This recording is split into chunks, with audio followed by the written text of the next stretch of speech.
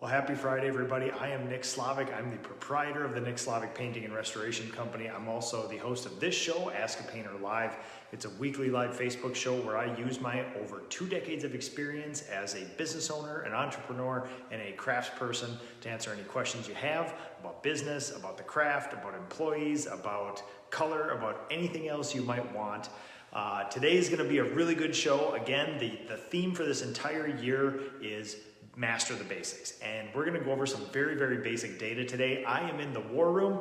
Aaron, Michael standing here. I have something from you here, my friend. Thank you so much for the t-shirt. I got this guy in my war room here. I was opening up some mail and some packages today, so thank you so much. Very kind to you. Dustin, my good friend from Vancouver, thank you too. Oscar, thanks for watching as well. Today, I'm gonna show you how to get basic production rates and then how to price all your projects. And again, no surprise, it's all about being intentional about collecting data and tracking simple things like how much paint you use, how many hours you use, and then how much revenue you make. So thank you to the PCA, the Paint Contractors Association, for underwriting this show, being a good partner with me. This is a strange time we're all living in now. We're in about week 6 or 7 of the COVID economy, and they have completely redirected all their educational resources into helping us, the contractors, and not just members, the entire public, all painting contractors, members or not.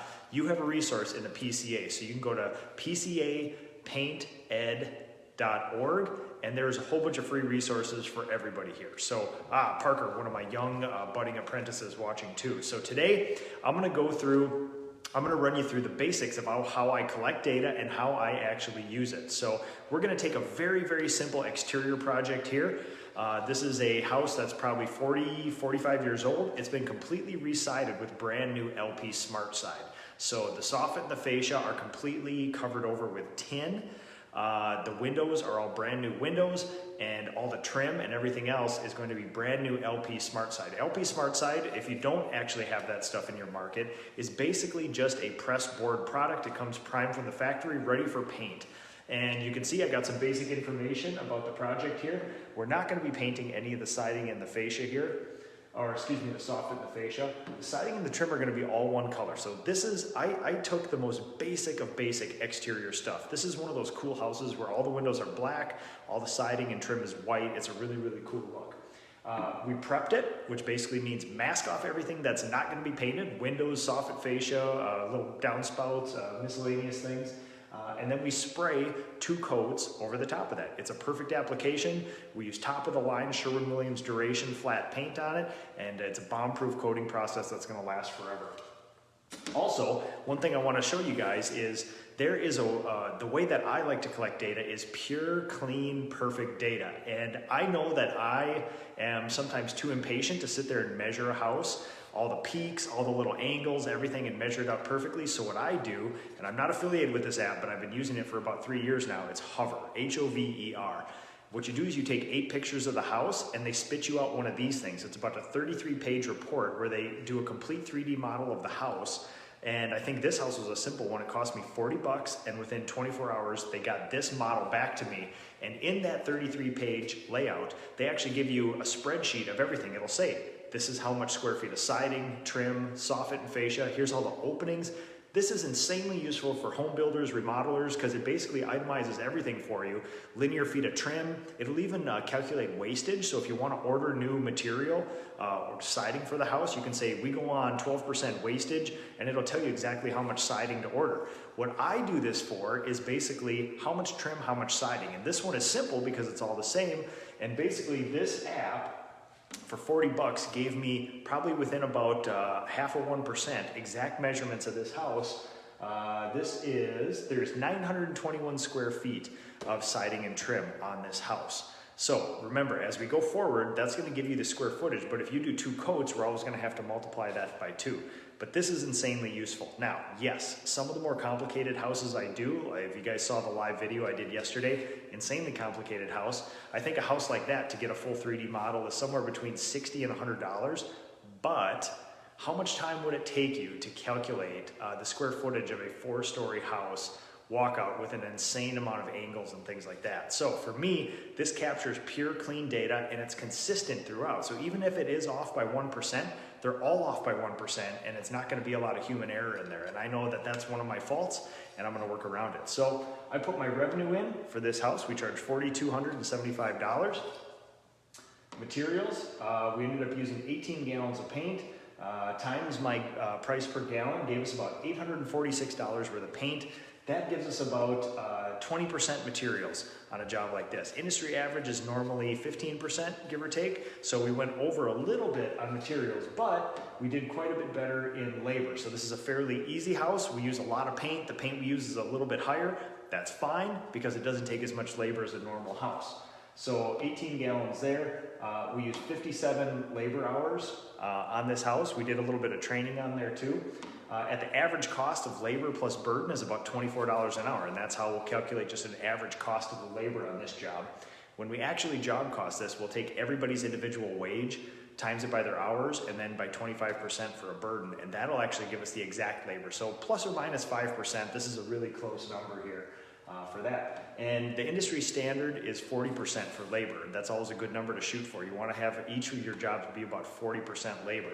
This one we came in at 32. So again, we went about 5% over on materials, but we went 8% under on labor. So that actually gives us a great gross profit on this job, which is, you always try to aim for 40% gross profit on your jobs. If you do that right, that will give you enough left over to pay for overhead and owner's salary and everything else. It's a good benchmark. I also put in there my 5% field management too, because I do have 2 production managers that go around and take care of that stuff. So thank you guys for watching. Leave all your questions and comments here. I'm gonna go through the rest of this quickly and then we can answer any of the questions you have. So now it gets into the fun stuff here where you actually figure out, well, what are you gonna do with all this? We have a revenue. I mean, everybody has this data. This isn't something that I came up with. We have a price for a job because we have an estimate and then there's an invoice at the end of a job. That's something you must do for every job. And so we have that data. That is something that even if you're horrible at record keeping, you have an estimate and you have an invoice. You did charge them something for it. So that's gonna be your revenue. Now, when we get down into siding and trim square footage, remember, this house has 921 square feet of siding, but we're doing double coat. So it's really about 1842 worth of siding. So we basically take our 1842 divided by 18 gallons there, and we basically got about 100 square feet per gallon out of this house, give or take. Now, there's always gonna be a little wastage here or there. There's always gonna be some in the pump, some in this, but give or take, going forward, how you know how to order paint, that's gonna be pretty close for you. Now, this is a little low. We did have a bunch of training, so we don't do the full-scale production, run and gun sort of thing. We're often very metered with, we had 2 apprentices on this job that we were teaching brand new, along with about 3 to 4 trained craftspeople like that. So sometimes we slow down and we go over an area a couple times just to sort of show the people how to do it. So probably not a pure clean number, but pretty close.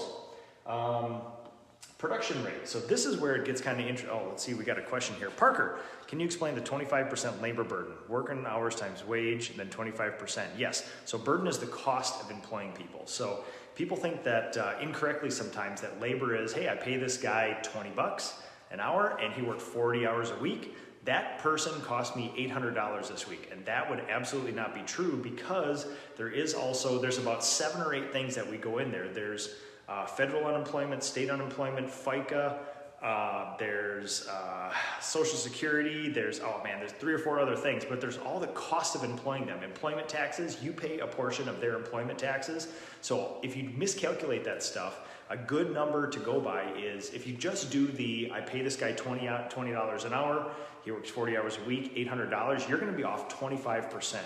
Most likely. So, on the order of 160 bucks a week extra, it's gonna cost you to employ that person. And if you have 10 employees, that's $1,600 a week. Over $3 grand a month, you're gonna be off in your labor costage. So, what about work comp? Yes, that's one of those 7 or 8 things that, Tony, you're asking what about work comp? Yes, that's one of those 7 or 8 things that I did not mention. I can't name them all off the top of my head, but they are all in there. And like I always mention too, if you guys want any of these forms or anything here, you have to email me, nick@nickslavic.com. I'll put that in the show notes and I can send this stuff to you, but you must email me. You can't just put your email address in the comments here. You must email me because then I can reply to it. So, oh, Nathan Hutzel, one of my budding apprentices. Thanks for watching.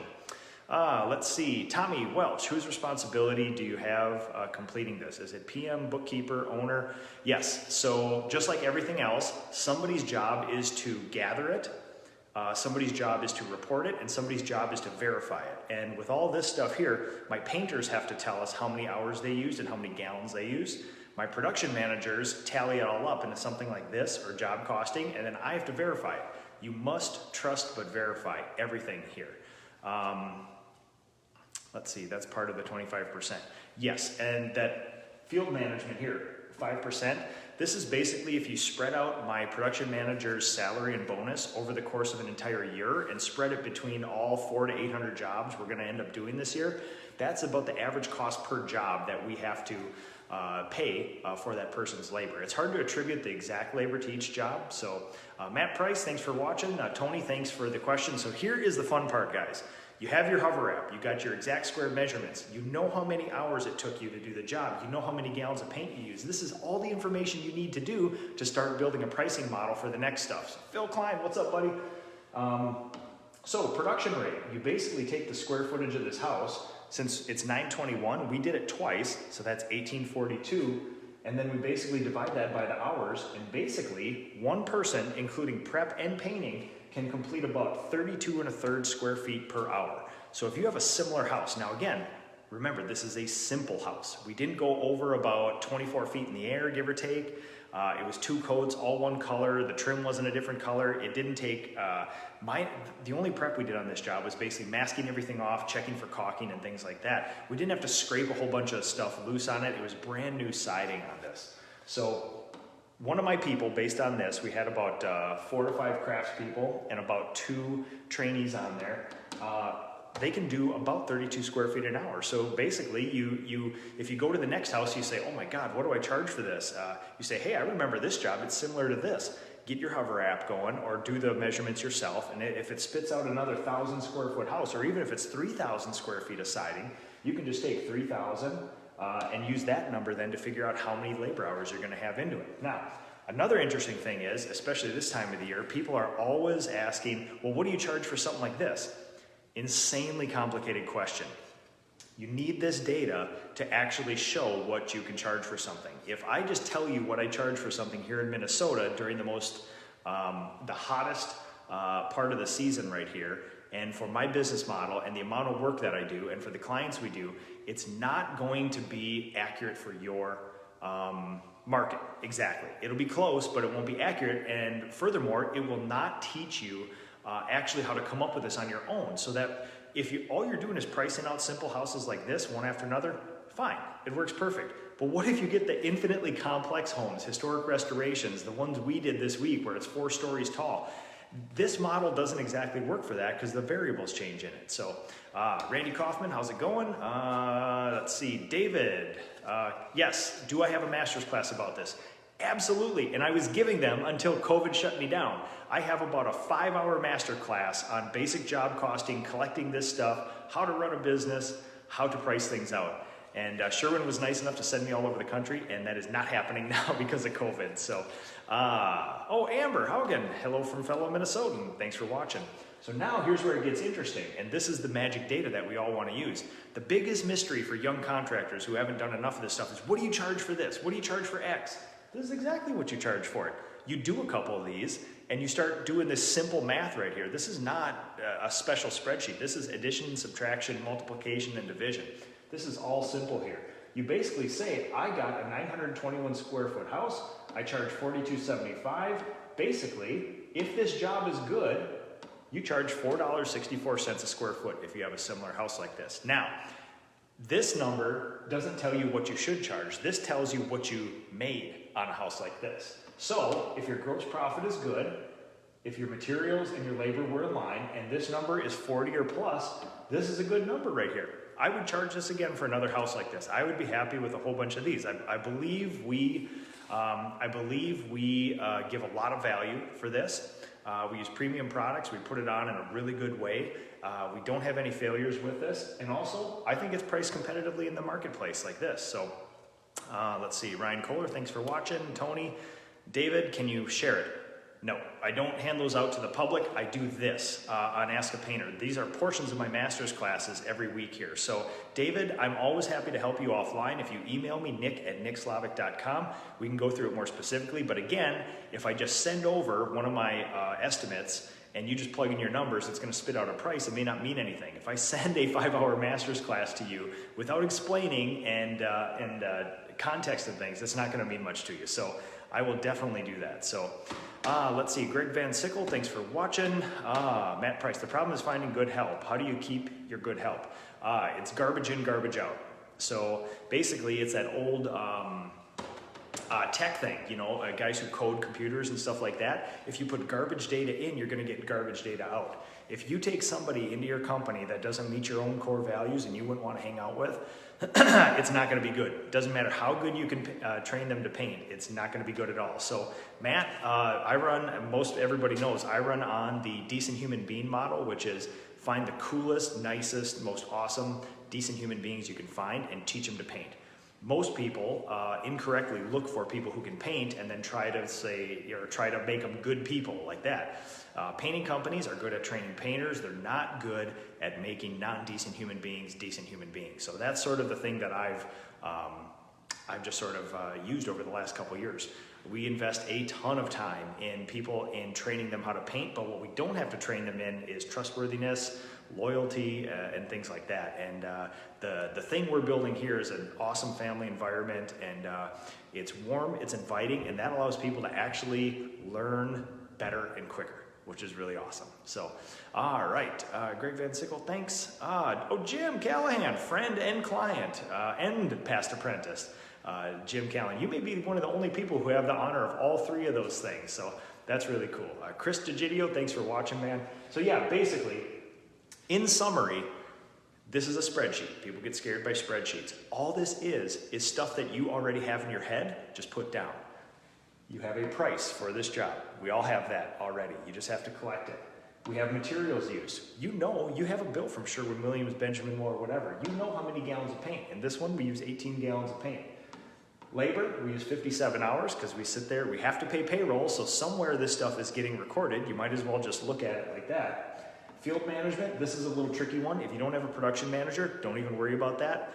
This is a average cost. Mine is a little bit higher right now. We need some more employees to move that number down. And then we calculate gross profit off that. Percentage of materials, percentage of labor, and that'll give us our gross profit. Now, the Hover app gave us our 921 square feet. But again, remember, another big problem that people have when they're doing this stuff is you did this house twice, 2 coats. So you always have to work on the principle of this is the amount of siding, but we did it twice, so you have to double that. And that gave us paint coverage too. So when you have another house that's 921 square feet, you can say if the siding is similar, there you are. And now this gives us the fun stuff. This is the magic stuff that everybody always asks about. You have this data. You can calculate this yourself. Production rate, you take the square footage of the house, 921 multiplied by 2, divided by the labor hours there, and that basically told me my painters can do 32 square feet an hour with prep and painting. And then price per square foot. It basically said, this is what we charge, this is what we made on this project. Now again, remember, this isn't the magic number what you should charge, this is what you made on this project. And if you made out well on this project, good, that probably is what you should charge. So, let's see, more questions here. Steve O. Simon, how long did you go solo before getting a team together? Yes, so my father started me when I was 10 years old, and I worked with the family business till I was about 24, 25. I worked somewhere between 2 and 3 years alone, basically testing out all my coding processes. I got my sales process down and everything, and then I started taking on employees. And I started getting teachers and students, because if it didn't work out or I couldn't make enough money to support them, they were going back in the fall anyway, and it was a great experiment, and we all need help during the summer. So that was a great one there. We continue to do that too. And then finally, you know, when the work is overwhelming, you know, normally a painter in Minnesota will book out 2 years in advance if you're doing it right. And I just tried to hire until that demand came down to where I could actually service somebody within about a month, give or take. So I just kept hiring to that, and the demand out there is amazing right now. There's definitely not enough people to do the work. So we're running on about 20 full-timers, 5 part-timers, and a leadership team of 3 right now. And we're still, if we had 60 painters right now, we couldn't keep up with the demand in May in Minnesota. So let's see.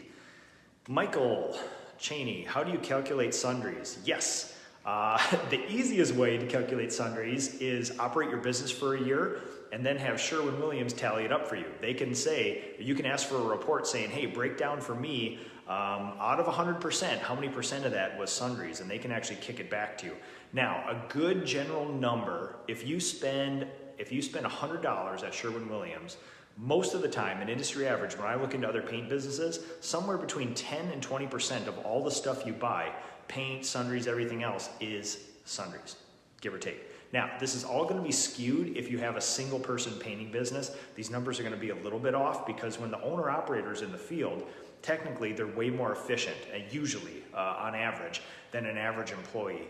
And you're not paying yourself a W-2 wage, so it's harder to calculate labor. You can only calculate your revenue per hour at that point. So, but yeah, Michael, how do you calculate sundries? So again, this is easy. You don't need to calculate it. It's already there for you. You just need to be diligent enough to get in there and find out what you actually spent. But yeah, 10 to 20% of your average paint/supply bill is usually sundries, give or take.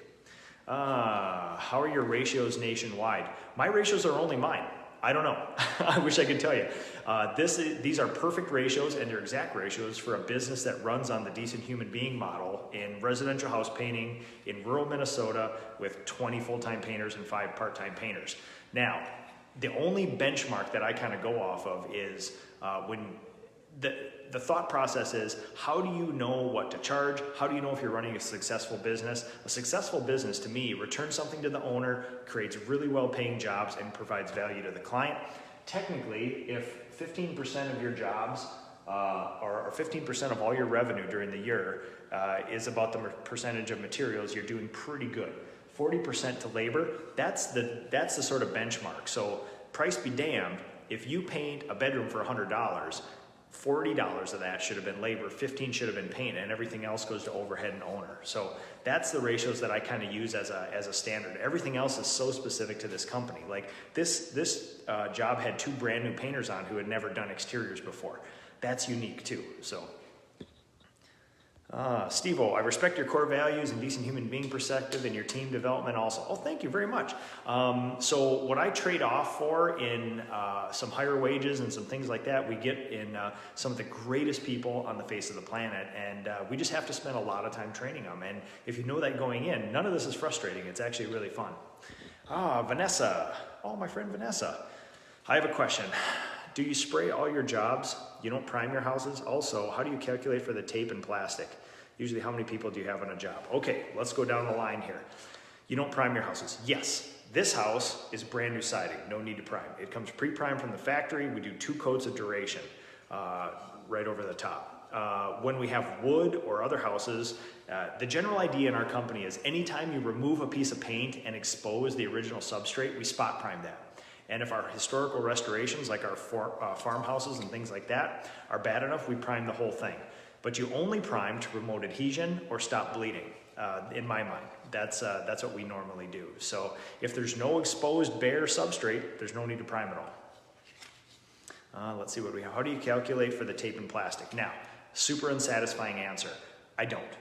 I just assume that it's a very small portion of what we do. You know, of our material bill, 10% of that is sundries. When you're looking at $1 million plus painting company, about 1% of that is tape and caulk and all that other stuff. To me, 1%, it's something, but it's not something I spend a lot of time on. 40% of that is labor. I spend a lot of time on that. So the other way how you calculate that, Vanessa, again, unsatisfying answer. You used it, you can calculate it. If you start off a job with 10 rolls of tape, how many do you have left at the end? You just have to be diligent enough to record that stuff. But honestly, if I go for, I know that none of us really have a whole bunch of extra time. So what I try not to do is focus on the minutia like that. I focus on labor and materials. Together, that's about 55 to 60% of all your expenses in a painting company. So I devote all my time to that. And materials is basically the paint. So, and how many people do you have on a job? Ideally, I would have one. A lot of people don't like working alone, so ideally then we would have two. But we are a training company, and when we need to train people, we'll put as many as 6 or 7 people on a job site. So it just really depends. And when you get on some of these monster houses like we were on this week, I load those up with people and divide them out in different areas of the house. 1 or 2 people on a 4-story house sometimes can get demoralizing if you're looking at day 1 on that project saying, oh my God, this is gonna take forever, there's so much work to do here. If you have 2 to 3 other teams of people, even if they're not working in the same area as you, the morale is a little bit higher and it feels more conquerable. If you have a monster house, a week-long project with 4 teams, and each team has a side of the house, technically, you're looking at that saying, all I got to do is this side. That's it. There's these other people here to take over. And it's easier to bite off in your brain, especially if you haven't been painting your entire life. So, yeah. But ideally, the general rule, Vanessa, the least amount of people on a job. If I had my way and nobody cared, I would have 1-person crews, the entire business. I would have 20 1-person crews going at once. Parker, for materials, is that the amount purchased or the amount used? If you don't use all the paint, do you save it and attribute it to another job? Generally, there's going to be somewhere between, we usually have 10% what normal people call wastage, but I don't call wastage because you don't dump it out. So on a job like this, we probably had, 1.8 gallons that were left over behind, give or take. We calculate the amount of paint that was purchased for the job because you did purchase it for the job and attribute it to it. But what we also do is we keep track of what you purchased, what you use, so that next time, if all you do is write down what you purchased, that's not going to give you an accurate coverage or square footage thing. You need the actual amount that you used. And going forward, the production managers order all the materials, so they'd be looking at that saying, oh man, we ordered 20 gallons, we only used 18. Next time, let's just order 18 or 19, give or take, and spare that extra gallon, give or take. Oh, Robbie, thanks for watching. Naomi, you too. Tony, like the sundries answer. That's what I did. Yes. So again, I will say this. A lot of contractors who have not been doing it very long, or people exploring the world, or single-person painting companies, worry way too much about a roll of tape or a thing of caulk or something like that. Yes, it is an expense, but labor. Labor is number 1. You should focus all your effort on labor. When you've maximized your return on labor, then start thinking about paint. After that, it's just little bit of things here and there. And I would definitely, if you haven't got those other things down, or if you're not doing your own book work, or if you haven't mastered your coating systems yet, don't worry. That's penny wise and pound foolish. Do not worry about that extra roll of tape. Or if, hey, Ace Hardware has frog tape for 25 cents less a roll than Sherwin, this or that. That's not where you're going to do it. It's always going to be labor. Oh, Adam, how do you calculate for multi-story slopes and chalky substrate prep? Yes, so you do these.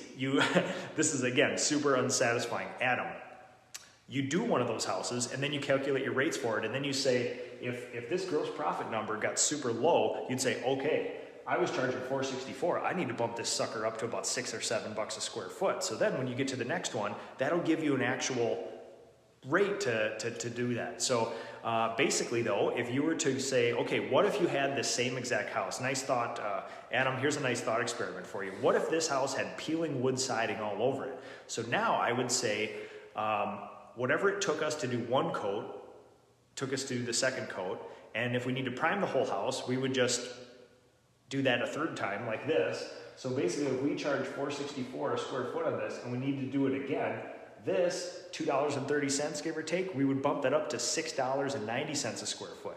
And then if the prep took just as long as another coat, then you're gonna have to go 4 times that. It would take you 4 times the labor as a single coat, give or take. So that's how I generally think about this. You know what it takes in time. It would cost you about $2.30 to put on 1 coat on this house. If you had to do another coat, a full prime, just add another $2.30 per square foot, and that would get you there. All right, yes, and the multi-story stuff, what I'll basically do is say, okay, this is the easiest house. It doesn't go lower than this. So if I'm pricing out a house and I think, well, I think this house is X amount, it comes out to about $5.20 a square foot. I was like, Listen, there's 40-foot ladders involved. We need to bump that way up to make sure that it's compensated for all the extra time. I will tell you this, there's not a magic spreadsheet or a magic app to tell you what to charge for this stuff. The best way, the definitive way to tell you what to charge for something is to do this house, collect the data, and then readjust on your next house. I wish I had a more satisfying answer, but that's how I've done it for 13 years running my own business, and for about 15 to 20 years involved with the other family business too. So Tony Joseph, thank you so much. Joe Delafave, how's it going, man? From Benjamin Moore. Chris DeGidio, how many hours did you have in labor on that house? Can't see your numbers. 57 labor hours on that house. Can you talk about overhead and what's all included? Yes. So this is just above the line stuff. This is all variable expenses. So in accounting, you have this magic dividing line between variable expenses, which is paint and labor, and then overhead, which is basically owner's salary, your shop, your vehicles, taxes, things like that. So basically, whatever's not here, that's an expense in your painting business, is there. And the things I just mentioned are the basic bits of overhead. As you get a larger business, more complex business, it tends to expand. But basically, if you have a truck, if you have equipment, if you have a shop, and your own salary is all going to be overhead, or your salespeople, management team, things like that. Christopher Riggins, how's it going? Tony Joseph, yes. So what I will tell you this. Now, these are pretty good numbers for a 10-person plus painting business. What you're going to find if you're a single-person painter, your numbers are going to be way better than this, because normally, as a sole proprietor and the painter, you're super efficient. The big thing that changes, and I was just working with another painting contractor on this, they were killing it. They were doing it themselves. They had a couple helpers in the field. They got to about 4 employees, and the owner left the field, and all of a sudden the business was losing its tail. The business was on fire. What happened is people always underestimate how much value the owner and the best painter in the company provides. When I left my own company, it took 4 painters just to equal what I was doing in the field. Now, that is not me saying I can do 4 times the work of a painter, but the value that it adds to it. So if I want to replace my own salary, I have to replace it with 4 painters in the field that actually know what they're doing. This painter replaced it with 1 person who knew what they were doing and 3 apprentices, and their business was losing about $4,000 a month doing that. So don't ever, what happens is, when you get a number like this, let's see, 43% gross profit, give or take, what you're going to find is that if your company, you can add up this by the amount of hours in there, and that'll give you a revenue per hour. The revenue per hour for a single person painter, it can sometimes be $70 to $110 per hour. The industry average is about 55. So yes, you're doing really good, but your numbers are going to drastically change when you start adding employees. That's not a good or bad, and this is not me, the sky is falling sort of thing. It happens universally with painters, and I want you to be prepared for it. And certainly if you need more help with that stuff, I'm always here for you. I help painters with it all the time because I've been there, man. I know how it goes, and I can make the numbers connect. So, all right. Robbie Johnson, no problem, man. Derek Anslom. Oh, yeah, here we go. It's generally 25% more than the wage, talking about burden. Chris DeGidio, I'll piggyback on what Nick said. It's not worth the time to calculate how every feet of tape you will use divided by 180 to get. Same thing with plastic, just buy it, nag your people for throwing away half rolls. Agreed, man. You know what, this is, Chris, that's something that a leader just has to come to terms with sooner or later. This is the hero story of a paint business owner. If any of you guys are into the mythology and the great stories, there's this prototypical archetype called a hero story, where the hero goes on the same thing. There's a conflict. He goes on a journey, overcomes adversity, and then has a big conquering win and an epiphany at the end. Paint business owners do the same thing. And what they do is things are going well. Money's going really well, but they're doing everything. When they stop doing everything, the money goes bad and they don't know why.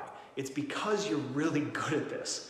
And some of the things, when you start taking on employees, the things that I've had to just bite my tongue and get over with is you need to be insanely positive.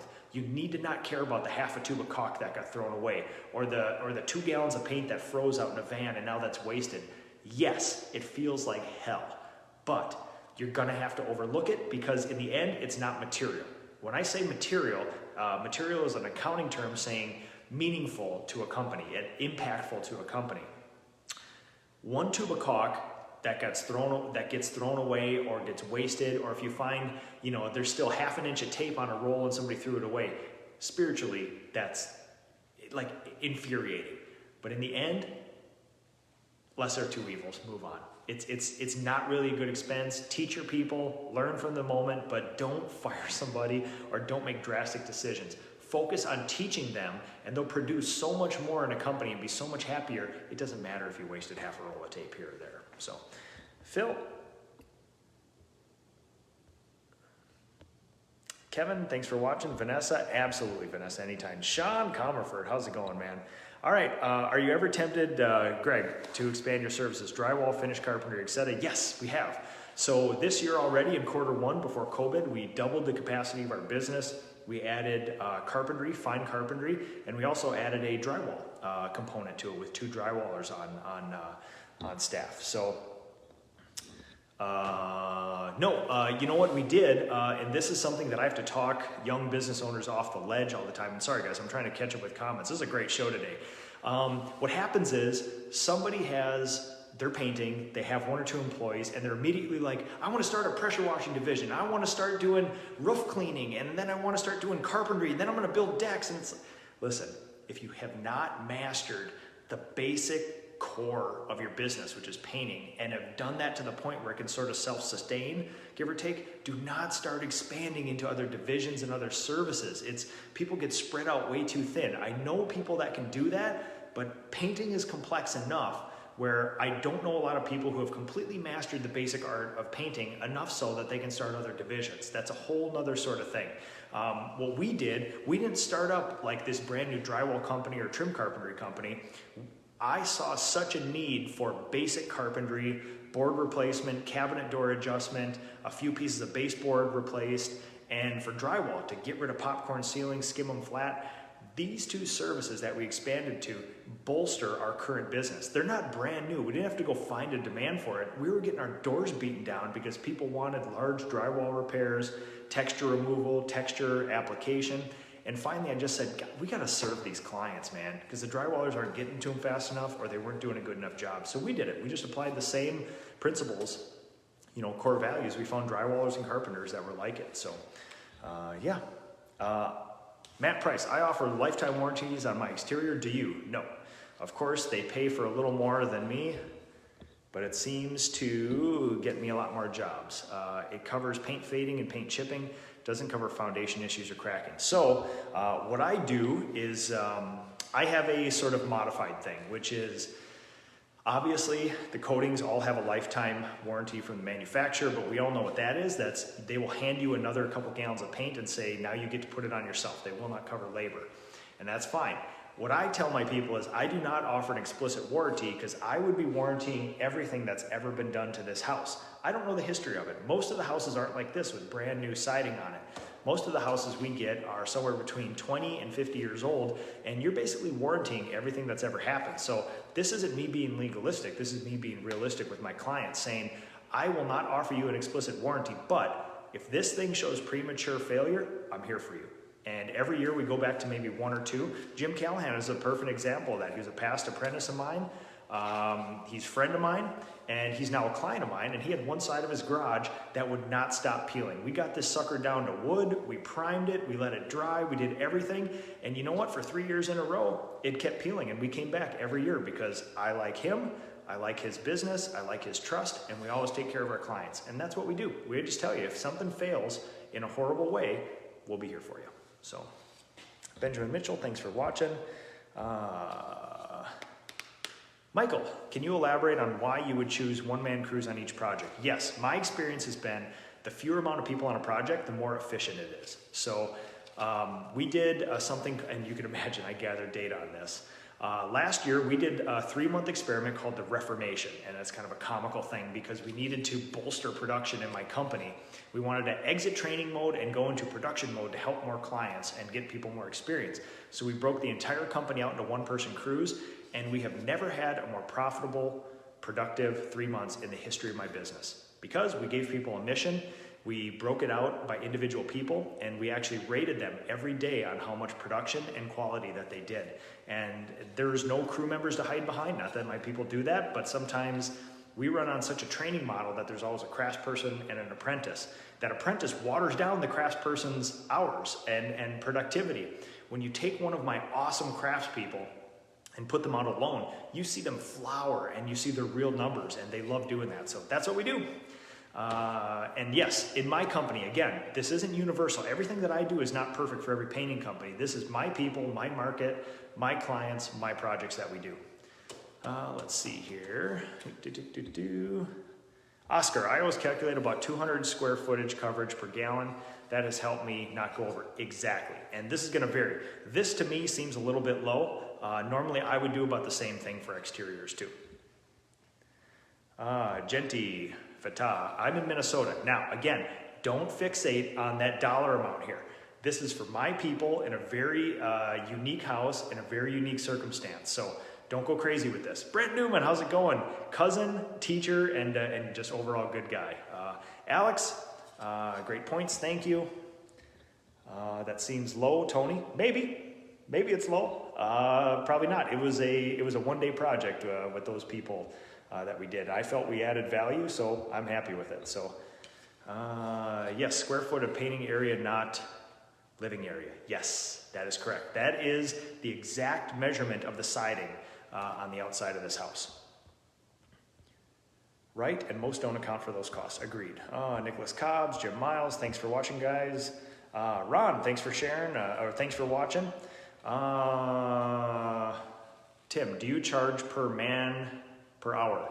That would be time and materials. No, most clients will not allow you to just say, we will only charge you X amount per hour, and then we'll count the hours at the end. It's fine. We do a lot of trim carpentry work like that, repair work like that, drywall repair like that. But generally, clients will not want an open-ended bid. I know there are people that do that, but my people love a stated price, and then we have to do our best to make sure we make it efficient and a good job.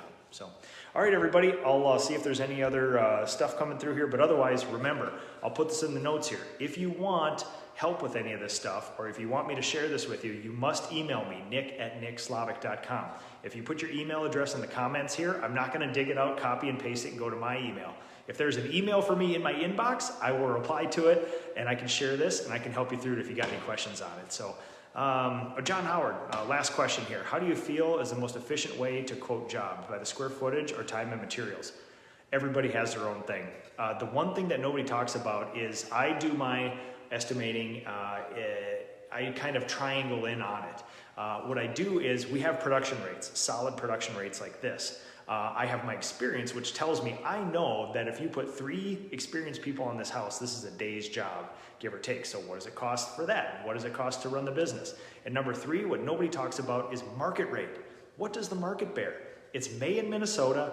Nobody can find a painter. It's nice outside. It's the hottest market ever. Half the people are on quarantine. Half the people want to get a job done.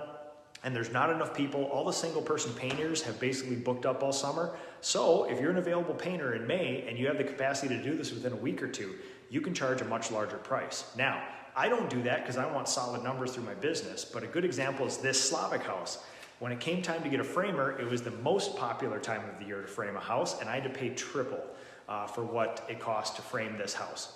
Not crazy. It's not going to ruin the construction or the price of a house. But at that time, framing carpenters were like, you know what? We're in high demand. If you want our labor, we're going to charge triple. We don't care.